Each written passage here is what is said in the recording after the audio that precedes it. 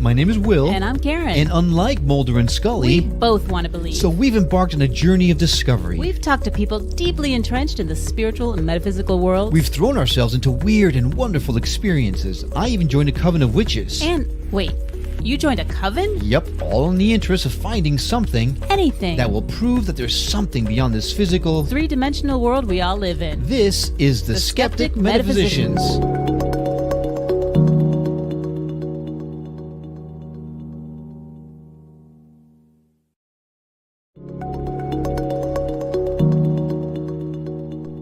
Hey there, I'm Will. And I'm Karen. And thank you for joining us again on this episode of Skeptic Metaphysicians. Today, we are lucky to call Ryan Angelo our guest.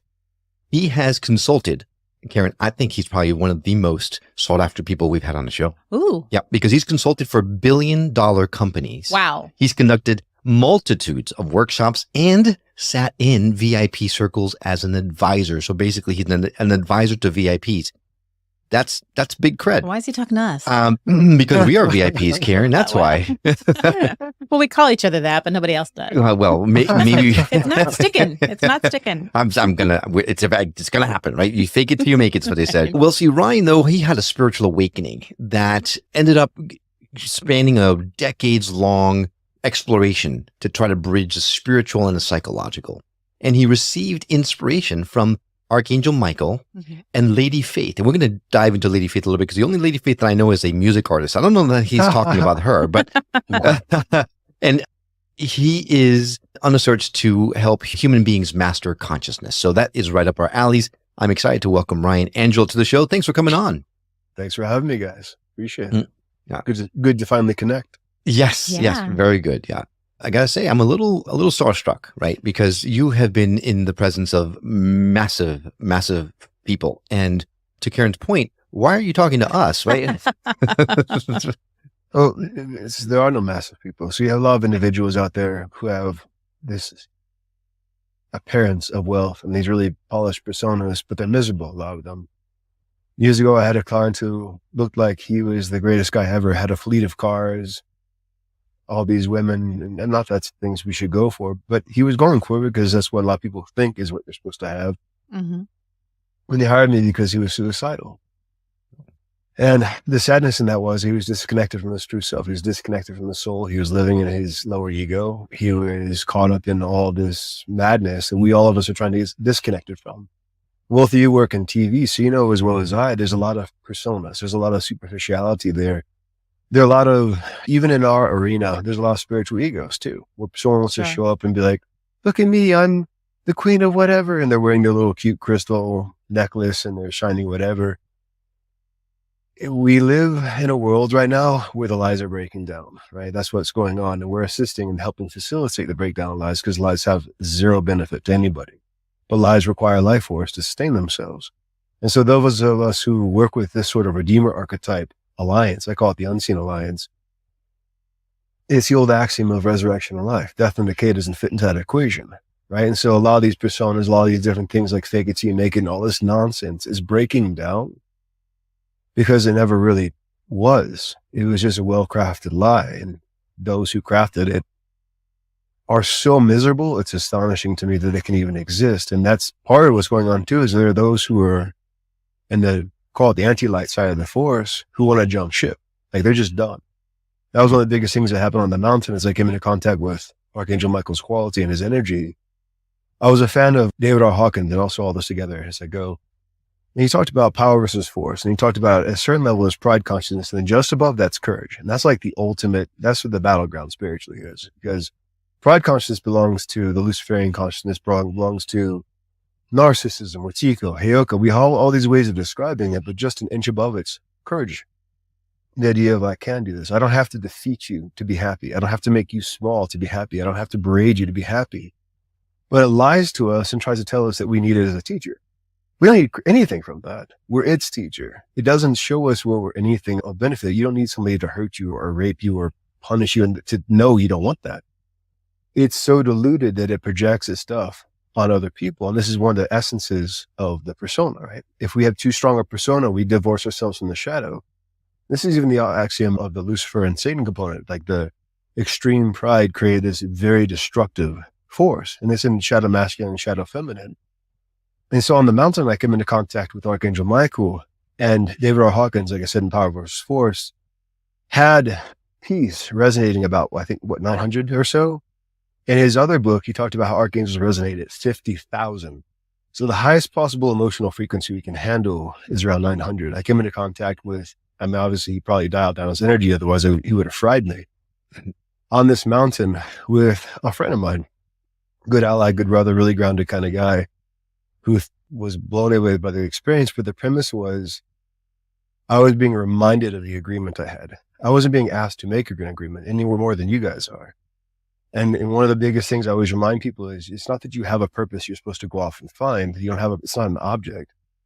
You are the purpose, is the embodiment of this innate within you. And the more you do it, the more everything flows. You have innate skills. You just have to remember how to embrace them. And so this whole thing led to everything in my life falling apart. All my millionaire friends were concerned because now I was aware that there was anti-light component that we need to transcend, but they all are in the persona mindset, right? How many sales you got on stage today? How many of this? How many of that? Versus how many people have you helped? What kind of value have you added to the world? Look at my new wristwatch. Like, okay, I don't care how many $50,000 wristwatches you have, dude. Like, how have you added value? And it took me down this whole process where all that I thought was important got stripped away. Like my sports got torn in half, my condo lost. I had to live in some complex situations to, one, show me how anti-light's a good liar because it's so good at the persona, but it has no power, none. Great at lying, not useful at anything else. And how light is infinitely more powerful. That when I say light, I'm talking about love, light, and life, right? Not just love and light, but love, light, and life, like the divine order component, like the divine timing essence of everything. And so going back to the start of this, a lot of talking, and I'll be quiet and listen here in a second, is you ask, what's the difference between these people who are these billion-dollar corporations and these millionaires and all this stuff and people?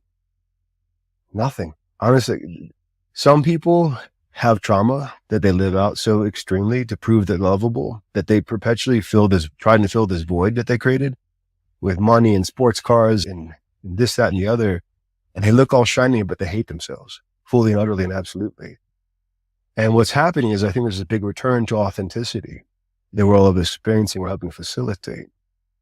And it's, for instance, an example I can offer is you both are fundamentally physically exhausted. You said, but yet here you are, right? You had this whole thing, you had all these different shows, you hopped on, we chatted for a few minutes, and you're on this, because I even offered to reschedule, and you're like, no, we're here, let's be present.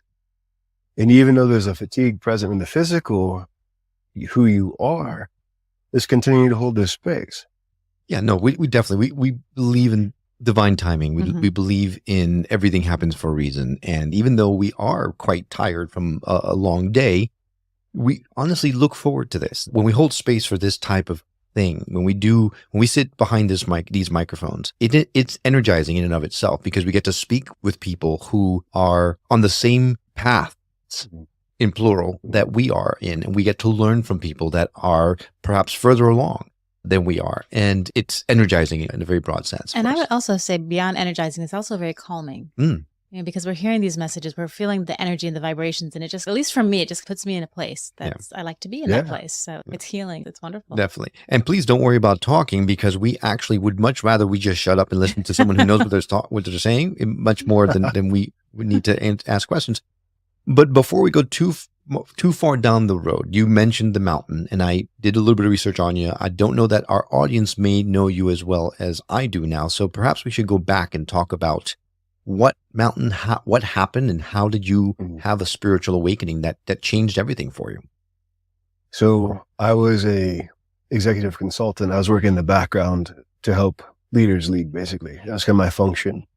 Long story short, to condense it, I was guiding the leaders through a visualization process. One of the leaders who's an old soul ally of mine, soul brother, one of my best friends even now, had this strong intuition to have me come up to British Columbia for 11-11-11. Now, knowing him now, the fact that he asked this is mind-blowing. Talk about purpose happening. It's the opposite of his personality. Even to this day, he can't believe it. He invited me to come up. So here we are. I'm hanging out with his family. I had gone for my ego because I thought this is a good opportunity to bridge more business purpose and all this kind of stuff. Higher self had a different plan. So we go through this process and this journey where we find ourselves up on a mountaintop, and it's something biblical or extreme, like winds shifting, responding, something extreme shamanic experience. And the premise was that part of my function is I've come here to assist incarnated angels. There's a lot of allies who are loyal to the creator who have come here to assist humanity in this whole process. And you hear a lot of them, but my function is to help angels, to help the incarnated angels. And I work with light workers as well. But the thing about we who are of the angelic lineage, we're masters of oneness. We just get that. Right? So our innate empathic capabilities are fantastic. We know how to help everybody. It's who we are, it's who we've been, even before we decided to come into this form. Because when the fallen consciousness did happen, and there's lots of different perspectives around that, but really it came down to pride. It's not that we need that to learn. It's that the only thing it has to teach us is it has nothing to teach. Like once you understand that narcissism is not helpful, it's lost all of its benefits. I mean, that's the whole lesson it has to teach. Like a narcissist is going to betray you. Like, can they transform? Sure, but you can stay in that with them for eternity. And for those who have been in toxic relationships, we know that. So a lot of angels, a lot of incarnate angels, a lot of light workers, we've had very toxic things in our lives, right? Whether it's parents, whether it's relationships, whether it's whatever the case may be, because bright light attracts bugs. God bless them. We love everybody in Kumbaya and all that, nice stuff. At the same time, enough is freaking enough. Like, I don't know about you. I'm sick and tired of having people trying to siphon life force from me. And some do it consciously. There's dark, art practitioners that I don't enjoy.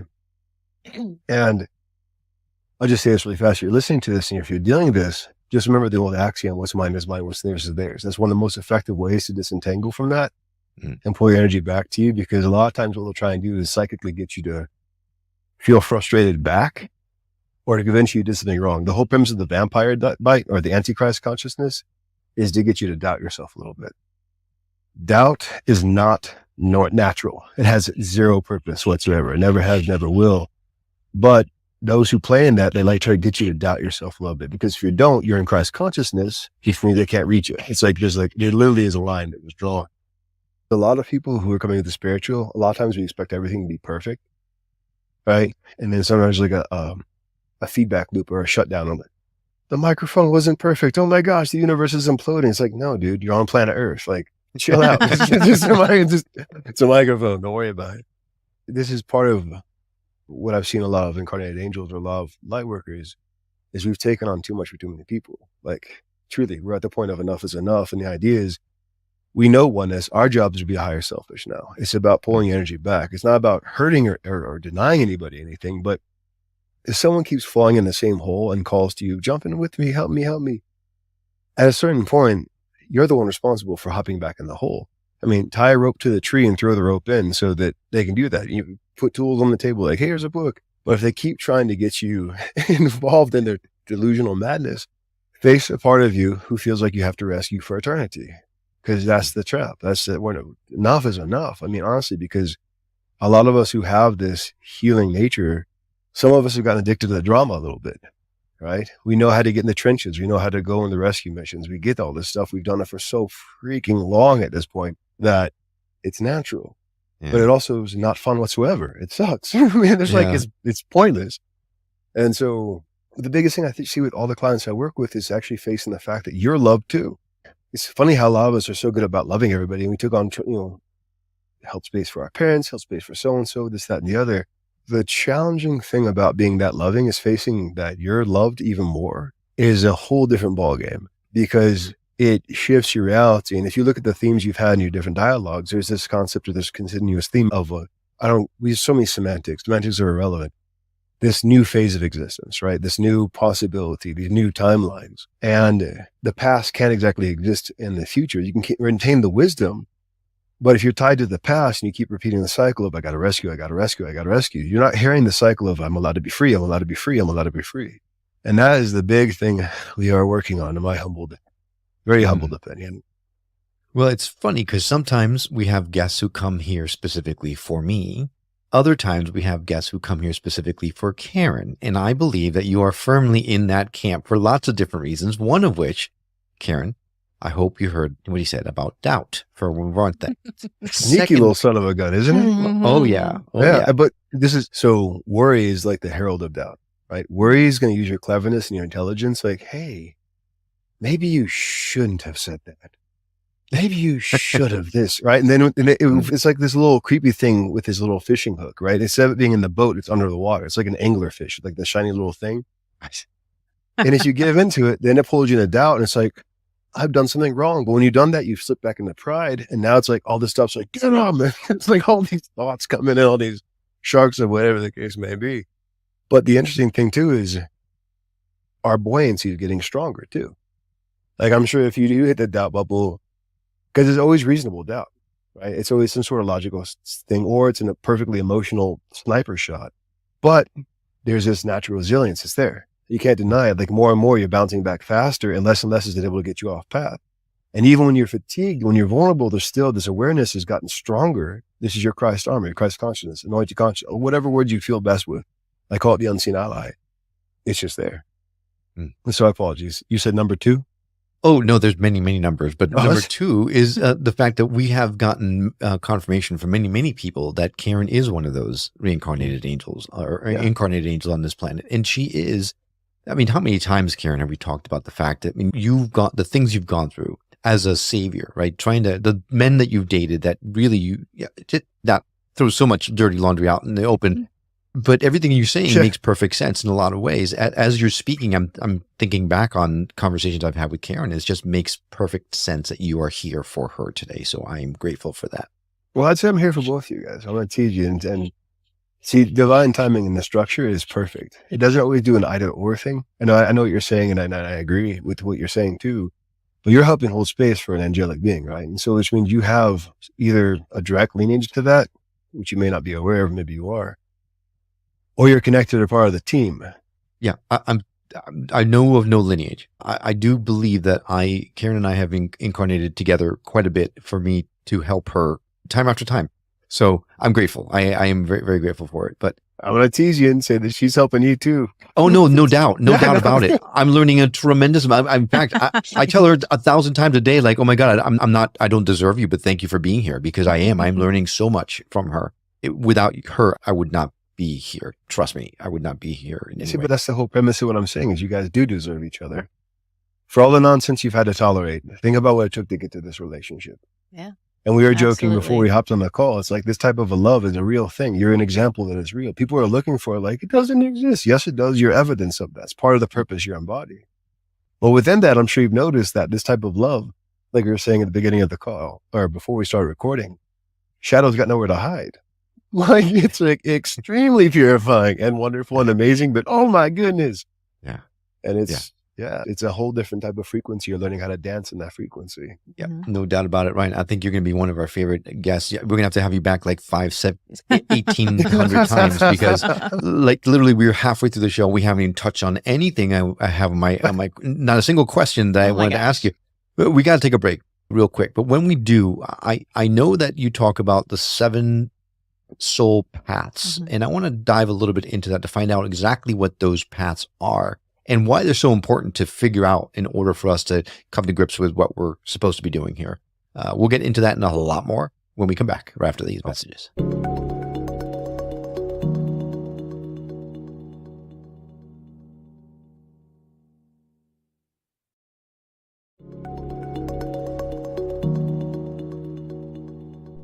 Welcome back to the Skeptic Metaphysicians. We are talking to Ryan Angelo, who is frankly blowing our minds. We don't Ryan, you should just have your own show and just sit there and talk to people, because I think people would sit there. And in fact, you have. I've seen pictures of you on stage talking to thousands of people. So this must be very comfortable for you. But right before the break, we talked about the 7 soul paths and why there's something that you kind of have to wrap your head around in order to really, truly embrace your reason for being here. So can you touch on those soul paths for us? Let us know what they're about. What are they? And then we'll go from there. Absolutely. So before I do that, let me explain. Part of the spiritual awakening process is overwhelming because your comfort zone is being stretched. And so when that happens, you experience this thing we call ego death, which sounds terrifying, right? It's like right out of the bat, like ego death, that sounds horrifying. And then there's this whole creepy shadow thing you're supposed to deal with and integrate. Like, what's that all about? And so the landscape is actually beautiful and wonderful, but what you're doing is you're disentangling yourself from BS. Like truly, you're disentangling yourself from utter and total nonsense.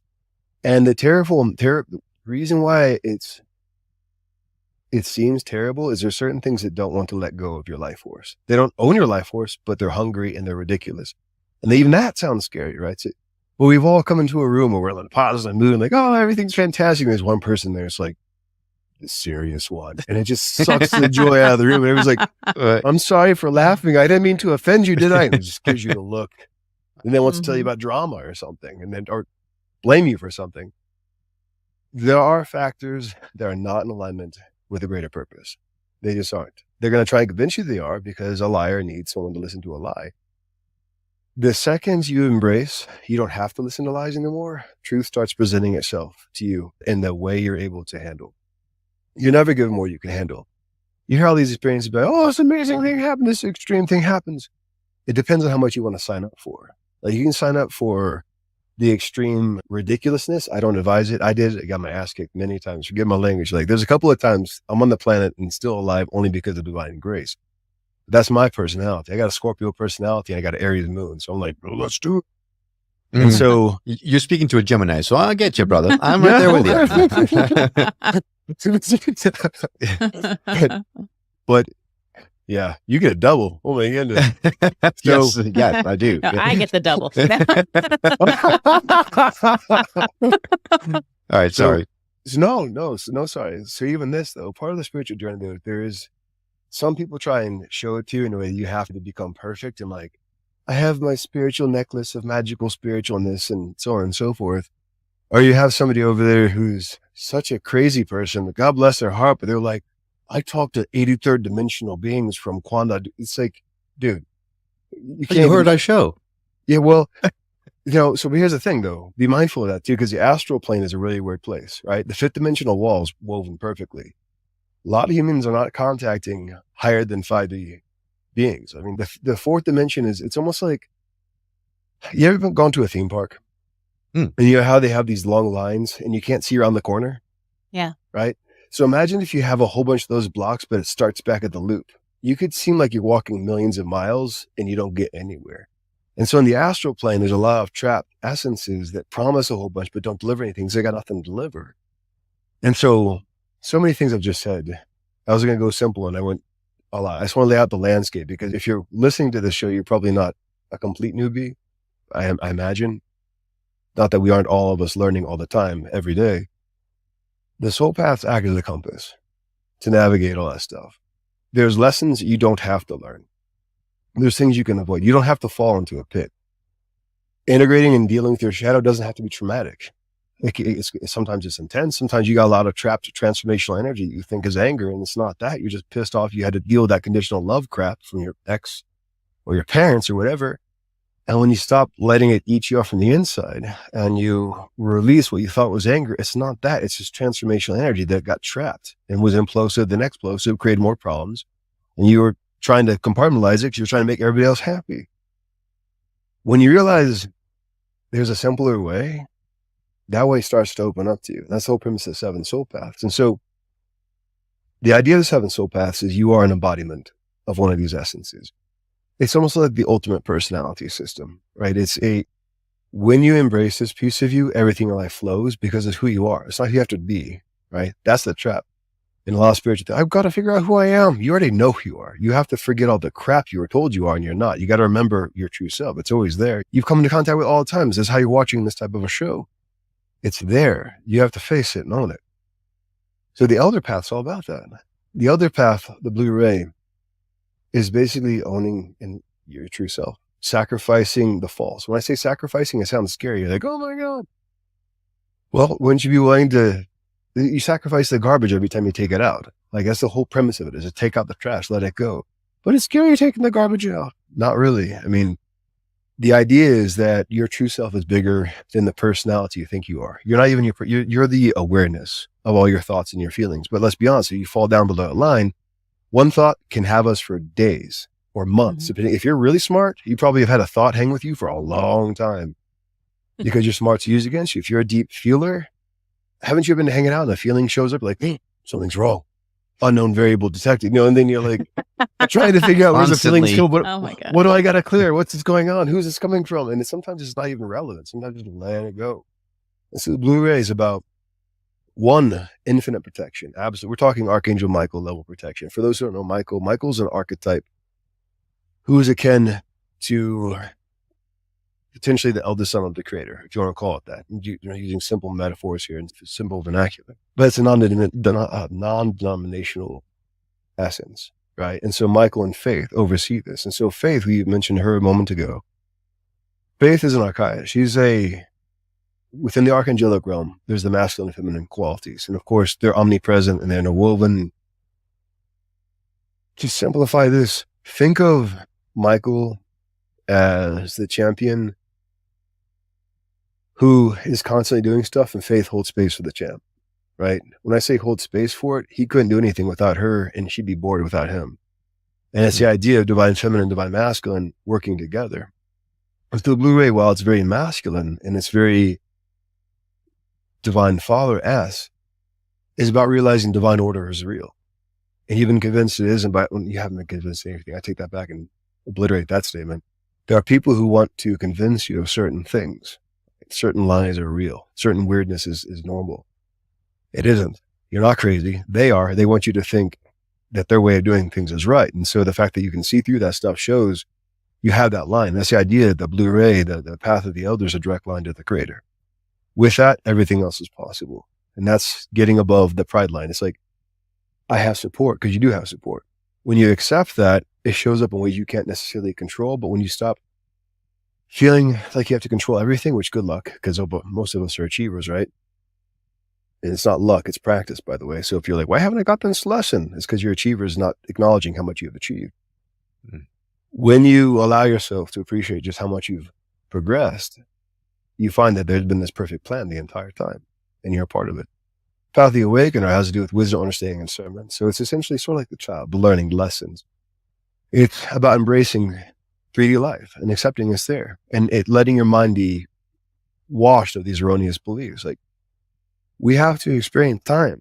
A lot of people are like, I'm going to bypass everything. I'm going to be a 12th dimensional so-and-so. And time exists for a reason. You can't bypass it. Like, it's built into the equation because time's your ally. A lot of us fight with time because we're achievers. Like, I should have accomplished 87 things, but you don't hear the should in there. And the should doesn't belong to your truth. The should is like stopping you from seeing you accomplished 87 things. I'm like, my gosh, chill, breathe. Why you enjoy your life for a little bit, please. And so Unifier Path's about essentially the Holy Spirit essence. It's about spiritual discernment. Let's be honest, there's some people who don't respect love. I very much have extreme harsh judgment with these personalities. I don't like narcissists. I don't like people who bully or mess with empathic people. I'm very much I don't like them. And I realize that's where I'm learning more love and more compassion. It doesn't mean that their conduct is acceptable. It absolutely is not whatsoever. But the idea of love in its purest form is so powerful, no one can contest it. And so if you can have a bigger love field where you can see a narcissist, but not try and rescue or change the narcissist, or if you can be in a bigger field of love, you become like a lighthouse that creates change just by being. You emanate that field. But love flushes up the shadow. So people walk in the Unifier Path are these amazing artists, but a lot of people will try and fight with you because you're scaring them with how loving you are. If you walk in the path of Purifier, you're in a place of discipline and joy. It's like the fulcrum or core of all the paths, the path that purifies, the idea of ascension, right? A lot of people talk about ascension. What is ascension? Every second is an ascension. Every second, every microsecond, you have so many thoughts possible. We could talk about the guy who cut me off in traffic, or we could talk about the majestic eagle that flew overhead today, right? Then we could take another tangent, like the majestic eagle meant this, majestic eagle meant that. Every second you have different possibilities. And so the idea of discipline is that there's always an opening where joy is, because joy is divine timing, synchronicity. And the thing about joy is that joy always contains love, but love doesn't always contain joy. And if you're in a real relationship, you know that more than most. That said, there's moments of joy where it's like, oh, wow. And then something magical happens because divine timing and synchronicity are always found in the frequency of joy. And a lot of times what happens too, with the discipline, what you're disciplining is allowing yourself to come back into humbleness. Not I'm less than somebody else, but the idea of relinquishing pride. Like I have to fight with someone, or they're fighting with me. I've got to explain them or fight them or solve them or help them or rescue all that, those traps. Like I can let that go. Once you get to the point of I can let that go and actually mean it. And remember the statement, what's mine is mine, what's theirs is theirs.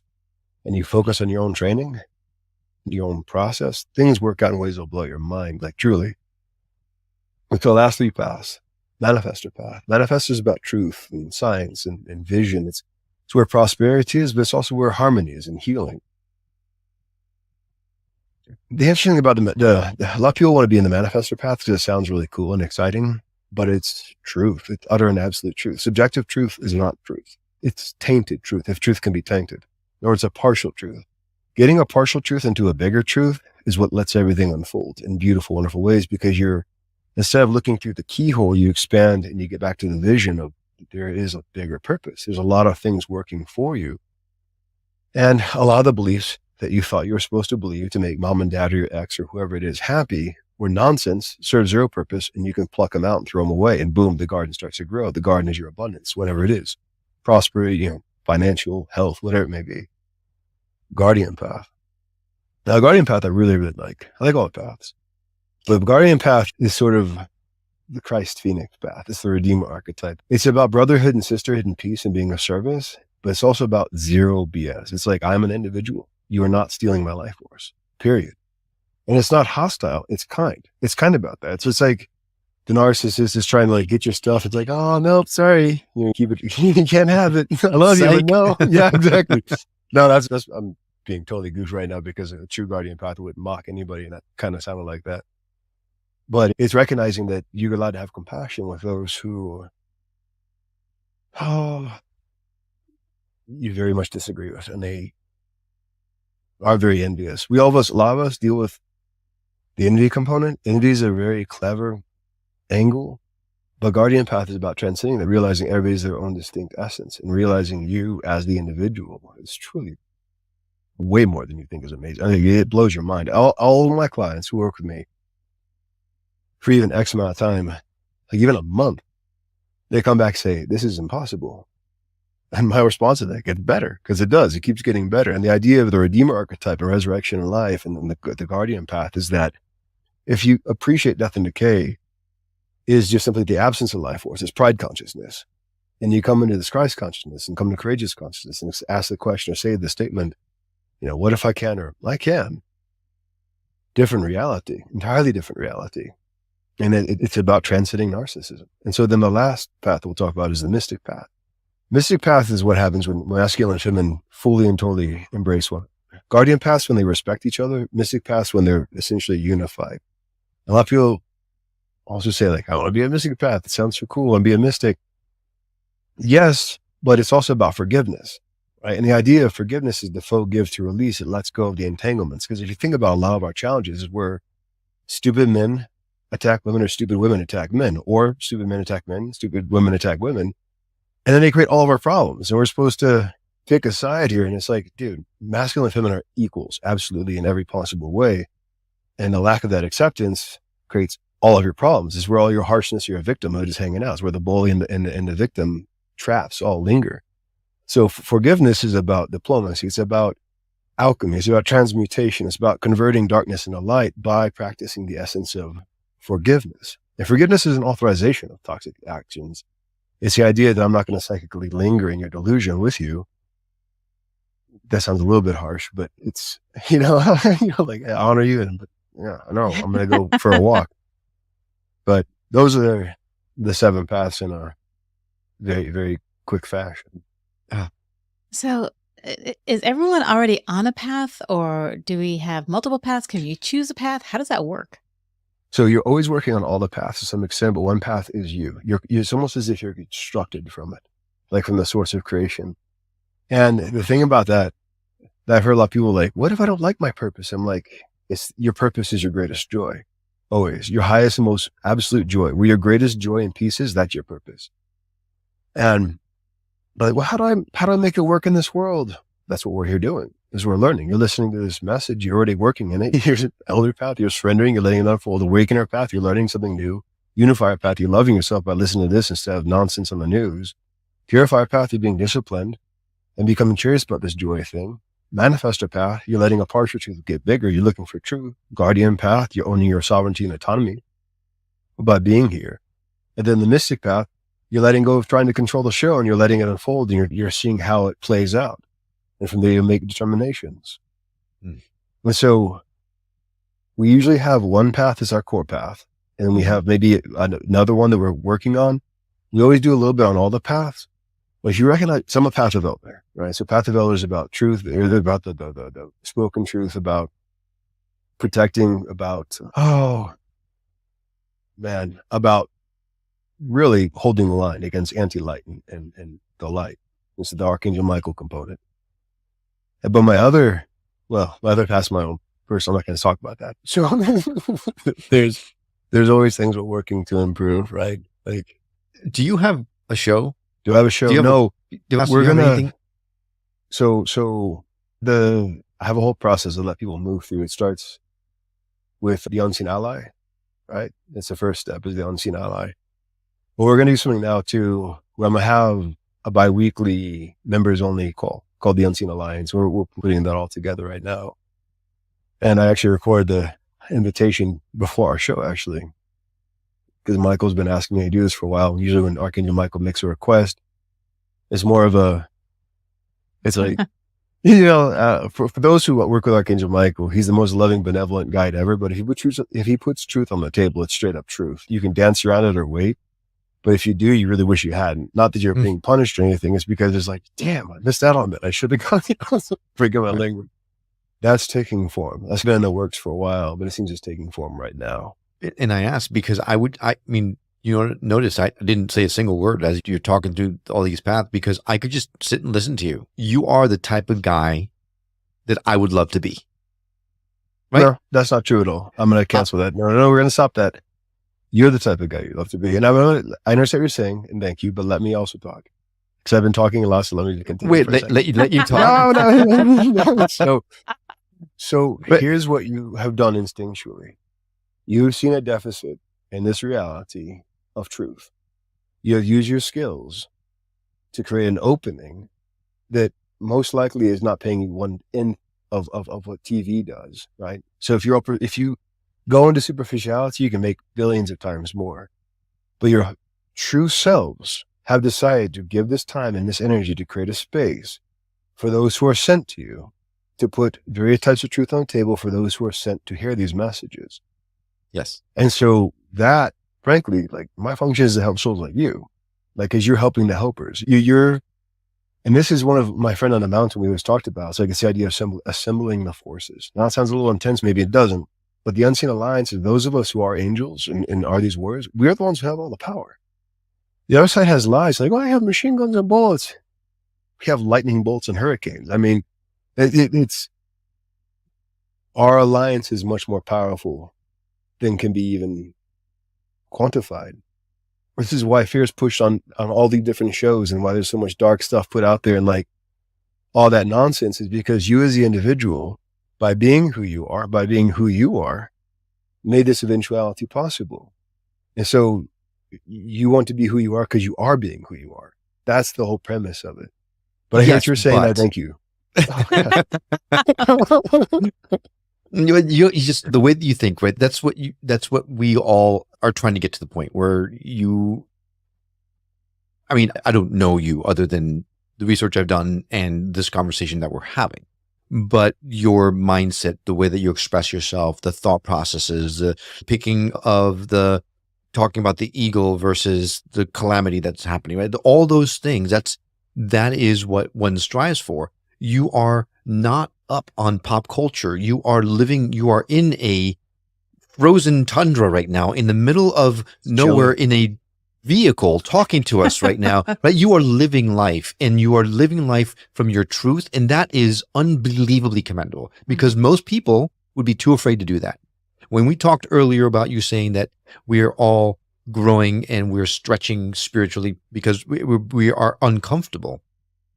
We spend a vast majority of our times trying to keep ourselves comfortable. And you're out there purposely making yourself uncomfortable for the greater good. And that is amazing. And for that, I say, damn, you are freaking cool, dude. So are you guys. You guys are exhausted, and here you are holding a call. That's the nature of it too. So I always tease my clients, like, you have to see your victories. You have to acknowledge them. Don't ever bypass a victory. Don't ever climb a mountain and overlook it and say, oh yeah, of course I did that. This is not no of course show. You could have been tired. You could have done other things. I offered you guys an out and you didn't do it. So that's what I'm asking you to look at. That's your true self. That's your unseen ally. This is what it is to embody it. And the idea of getting to where somebody else is, you don't want to go around. That's freaking cold here right now, but it's pretty though. But at the same time, right? everyone has their own journeys. And when we try to measure ourselves against so-and-so who's channeling such and such and whatever the case may be, listen for truth. Truth is its own frequency, and nobody owns the truth. The truth belongs to the creator only. We're here to neutralize the partial truth traps or actual lies. And this is why I said at the beginning of the call, like, look at the themes of dialogue that have been happening here. There's certain patterns of consistency you've seen, right? Conveyed in different ways. Each of the souls is on a different path, a soul path, or somewhere on a similar soul path. But there's this one thread of truth that's continuously being sown because it's the way home. We're reminding each other that we know our way home. And you're holding space for that. So much respect to you as well. All right. Well, I will accept it just because I don't want to argue anymore. It wasn't an argument. We're agreeing. We're reminding each other. Yeah. I'm just teasing. Yeah. Ryan, literally your wisdom has been palpable. Like, it's been an amazing to hold space to use your terminology with you here on this truth. I would love to formally invite you to come back on the show, because I think there's a lot that is in you that I think would benefit from hearing. So if you'd be open for it, we'll get in touch, because I think it's great. But if somebody wanted to get in touch, either to work with you or just to learn more about you, what's the best way for someone to do that? So unseenally.com. And unseenally.com. It initiates a process. And the way I do it is I don't try to sell anybody on anything. I put truth on a table, and I don't work for free, because you have to value this. A lot of people value a piece of pizza more than they enjoy a book, and it's like, which reality do you really want to be in? Not to say I don't enjoy pizza. I love it too. But if it goes between a life-changing book and a piece of pizza, I mean, come on, get to the book. Don't ask me which one I choose. Okay. It depends on the moment. Right now, it's it's like, it depends on the moment. But the thing about that is that the pizza the book will be there though. Right? If you're not ready for it today, we've all had this happen where something was given an opportunity or possibility, and we're like, no, I'm not going to do it. We get distracted or whatever the case may be. When we come back, we're like, damn, I would have saved myself 3 years of frustration if I would have just listened to that one thing.